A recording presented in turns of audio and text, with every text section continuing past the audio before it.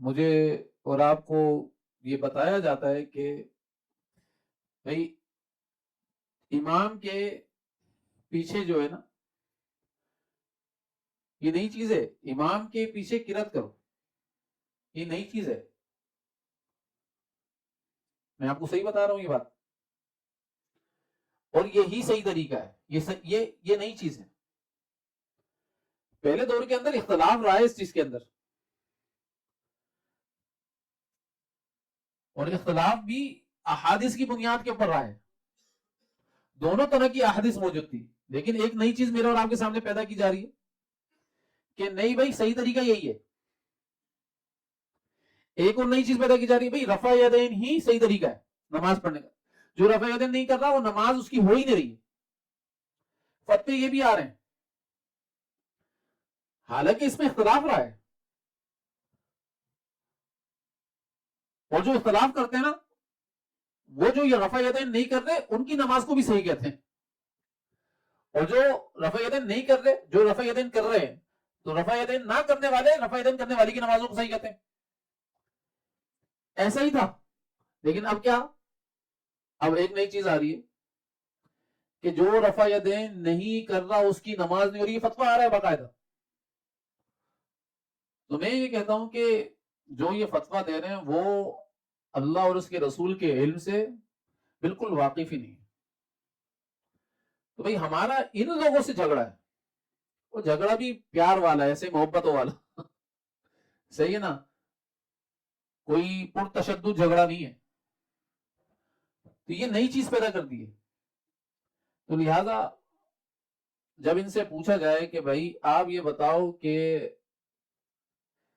اگر ہم امام کے پیچھے قرات کریں اور سورہ فاتحہ پڑھیں تو اللہ تعالیٰ کی ذات نے جو قرآن کے اندر فرمایا ہے وَإِذَا قُرِئَ عَلَيْهِمُ الْقُرْآنُ فَاسْتَمِعُوا لَهُ، کہ جب تمہارے اوپر قرآن کو پڑھا جائے تو اس کو خوب غور سے سنو، فَاسْتَمِعُوا لَهُ۔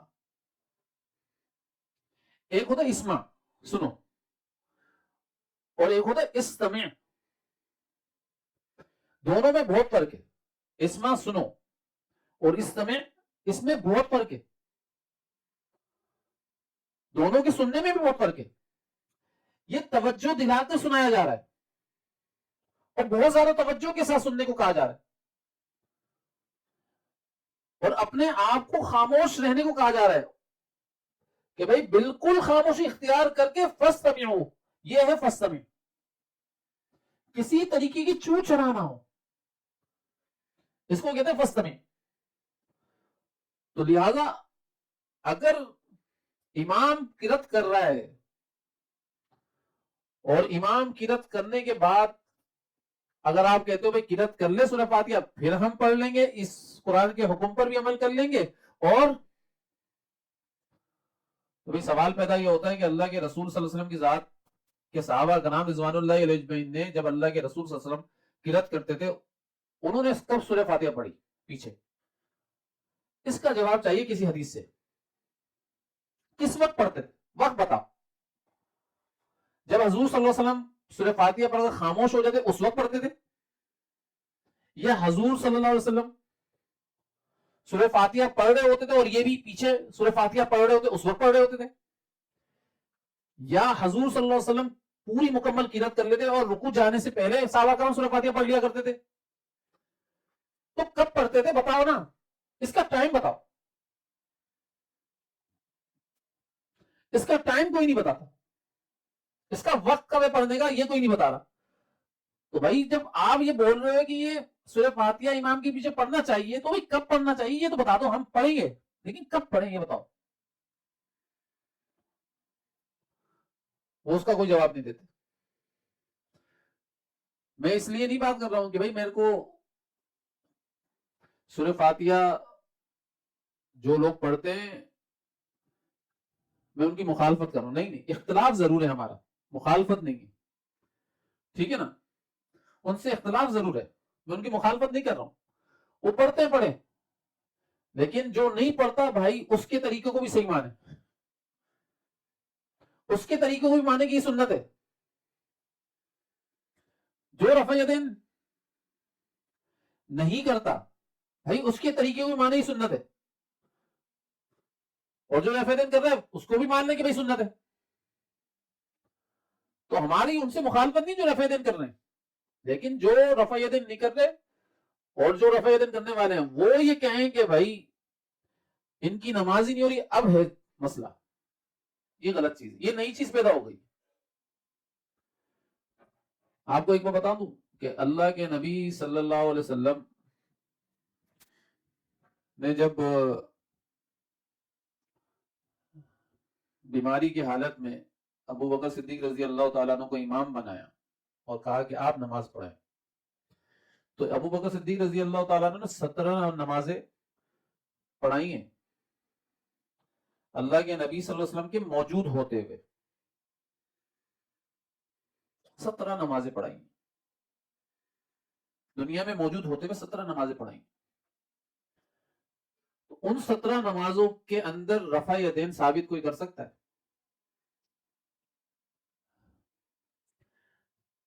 کوئی بھی نہیں کر سکتا.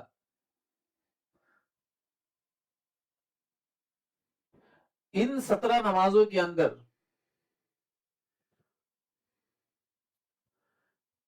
کوئی یہ ثابت کر سکتا ہے کہ بھئی حضرت ابوبکر صدیق رضی اللہ تعالیٰ عنہ نے رفع یدین کیا، پھر صحابہ کرام نے بھی رفع یدین کیا؟ پھر تکبیر تحریمہ کا رفع یدین کو چھوڑ کر بات ہو رہی ہے، صحیح ہے نا؟ تو لہذا کوئی ثابت نہیں کر سکتا. ایسے ہی پھر حضرت ابوبکر صدیق رضی اللہ تعالیٰ عنہ نے 1.5 سال تک نماز پڑھائی جب اللہ کے رسول صلی اللہ علیہ وسلم کی ذات اس دنیا سے رخصت ہوگا. 1.5 سال کوئی رفع یدین بتائے کہ حضرت ابوبکر صدیق رضی اللہ تعالیٰ عنہ نے ایک نماز کے اندر رفع یدین کی. پھر چاروں خلفائے راشدین کا دور 30 سال تک رہا، تو 30 سالوں کے اندر چاروں خلفائے راشدین کی نمازیں بتائیں جو امامت کرتے تھے، انہوں نے رفع یدین کیا.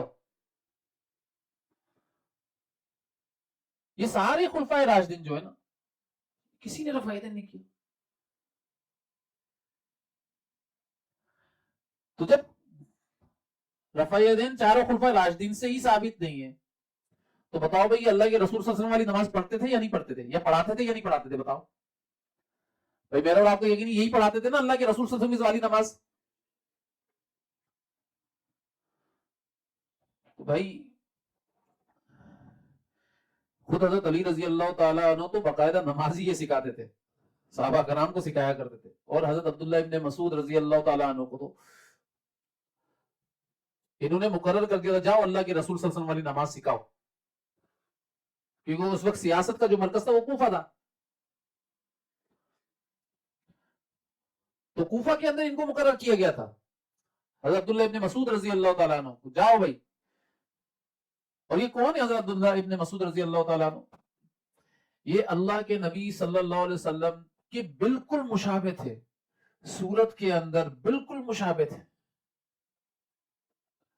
آپ صلی اللہ علیہ وسلم کے صورت مبارکہ سے ان کی شکل مبارک ملا کرتی تھی. ہر چیز ان کی ملتی تھی اللہ کے رسول صلی اللہ علیہ وسلم کی ذات سے. اور حضور اکرم صلی اللہ علیہ وسلم نے کیا فرمایا تھا کہ بھئی جو امام الفقہا ہے وہ عبداللہ ابن مسعود ہے.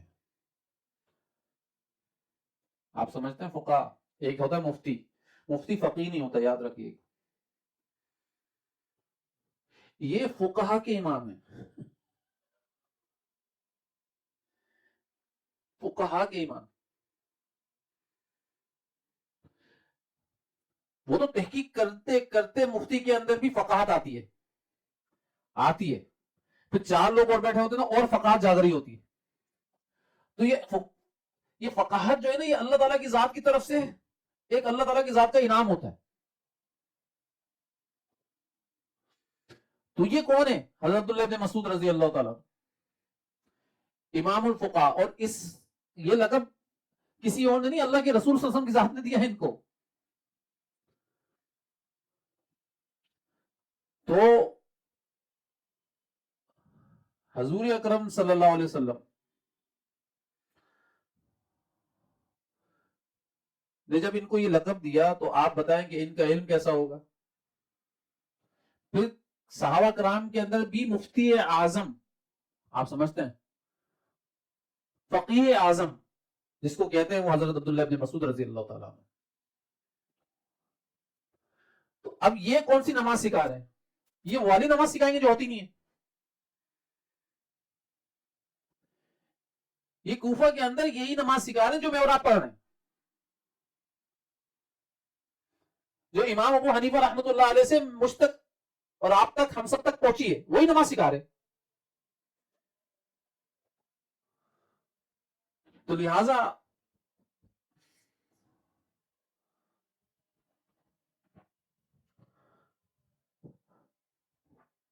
میں اور آپ بھی بھائی وہی نماز پڑھ رہے ہیں جو اللہ کے رسول صلی اللہ علیہ وسلم کی ذات نے نماز پڑھی ہے، ٹھیک ہے نا؟ اس لیے اپنی نماز کے بارے میں کسی بھی اعتبار سے کنفیوژن کا شکار ہونے کی ضرورت نہیں۔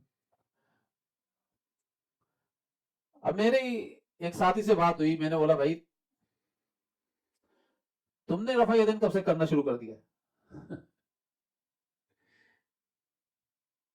تو کہنے لگا بھائی یہی اصل طریقہ ہے۔ مطلب وہ یہ کہہ رہا تھا کہ آپ اور میں جو آج نماز پڑھ رہے ہیں نا، جس طریقے پر پڑھ رہے ہیں، یہ غلط طریقہ ہے بھائی، میں نے تو آج ہی سیکھا یہ نیا طریقہ اور صحیح طریقہ۔ تو بڑی تکلیف ہوئی یہ بات جب سنی، میں بڑی تکلیف ہوئی۔ تو میں نے کہا کہ بھائی آپ نے کبھی کسی علم والے کے پاس بیٹھ کر اس کی تحقیق کی ہے کہ یہ جو نماز ہم پڑھ رہے ہیں یہ نماز صحیح ہے یا نہیں ہے؟ چلو اگر ہم نماز صحیح نہیں پڑھ رہے پھر تو چھوڑو اس طریقے کو، لیکن یہ نماز عین اگر سنت ہوئی تو بھائی ایک سنت کے لیے دوسری سنت کو کیوں چھوڑا جا رہا ہے؟ یہ تو بتاؤ مجھے۔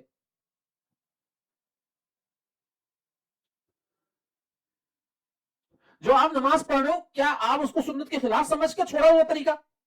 اگر سنت کے خلاف سمجھ کر چھوڑا ہے اور اب آپ یہ سمجھو اب میں سنت پر آ گیا ہوں، اب یہ جو کر رہے ہو نا یہ رفع یدین، یہ غلط طریقہ ہے، یہ غلط کر رہے ہو، یہ غلط کر رہے ہو۔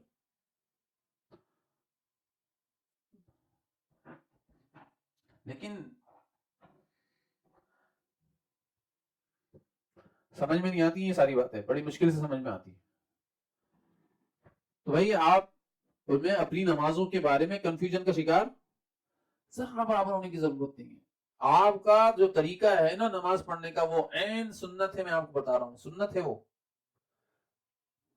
اور سنت سے ثابت ہے، اللہ کے رسول صلی اللہ علیہ وسلم کی ذات سے ثابت ہے، صحابہ کرام سے ثابت ہے رضوان اللہ علیہ اجمعین سے، اسلاف سے ثابت ہے، اکابرین سے ثابت ہے، تابعین سے ثابت ہے، تبع تابعین سے ثابت ہے۔